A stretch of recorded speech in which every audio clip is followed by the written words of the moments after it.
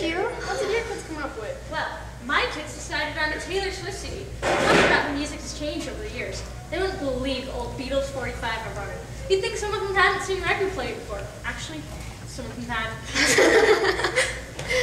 My kids wanted to play this map. I mean, think how things might change in 100 years. It wasn't that long ago that Russia was the Soviet Union. A lot of countries had different names in the past. Just a century ago, there weren't even 50 states. They also wanted to put in a calculator. I guess I'm showing my age when I admit that I had to use a slide rule of math. Look at this picture of the International Space Station my students chose. To them, landing on the moon was just a historical fact. They were born into a world where man had already visited the moon. I remember when man first stepped on the moon. One small step for man, one giant leap for mankind. I wonder what it would be like when we're on Mars. I have a student who's so spacey, I think he's already been to Mars and hasn't come back. Well, my kids wanted to put in this postcard a newspaper article. Wow, the World Trade Center. That's a day we'll never forget. Is that what the article's about too? Yes, it's the New York Times from September 12th, 2001, the day after. For several panic-stricken hours yesterday morning, people of Lower Manhattan witnessed the inexpressible, the incomprehensible, the unthinkable. One plane, then another, crashing into the Twin Towers. Who would have ever thought? Police officers warned people in the vicinity to move north, that the towers could fall, but most people found that unthinkable. They stayed put or gravitated closer. Abruptly, there was an ear-splitting noise.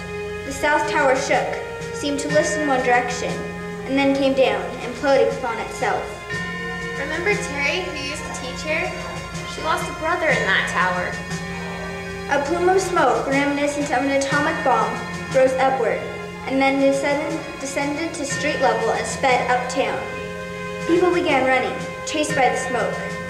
The air rained white ash and plaster dust, coating people until they looked ghost-like. Soon after that, the other tower came down too. Yes, listen to this. Many of the onlookers stayed put, frozen in horror. Suddenly, the next thought crept into their consciousness. The other tower would come down too. People began walking briskly north, until suddenly the premonition became real. Another horrifying eruption, as one floor after another seemed to detonate. That was the most awful thing. I still feel sick thinking of the thousands who lost their lives. Again, people ran. Many people stopped at Canal Street to watch the smoke dissolve. People cried out at what they saw, a crystalline sky with nothing in it. That was the day that would change the world forever, like the bombing of Pearl Harbor. My students took a different approach to the time capsule. How? They figured there will always be a lot of changes in the world. That's what's so special about time capsules. They record those changes. But my kids wanted to put in something that in essence hasn't changed in over 200 years, and hopefully never will. What's that? A copy of the U.S. Constitution. Our country is relatively young, but we've gone through a lot. We've had our share of challenges to our rights and freedoms. But my kids wanted to show that the Constitution will always be the backbone of this country's government, even 100 years into the future. Good for them! Woo! Because I think a lot of people hope for the future of America. Yeehaw! Yes! Let's dance!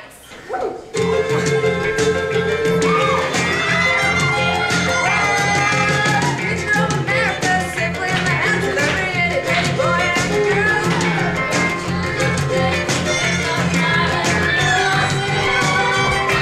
Gotta teach them about the country and how it all began. Gonna make them feel good inside.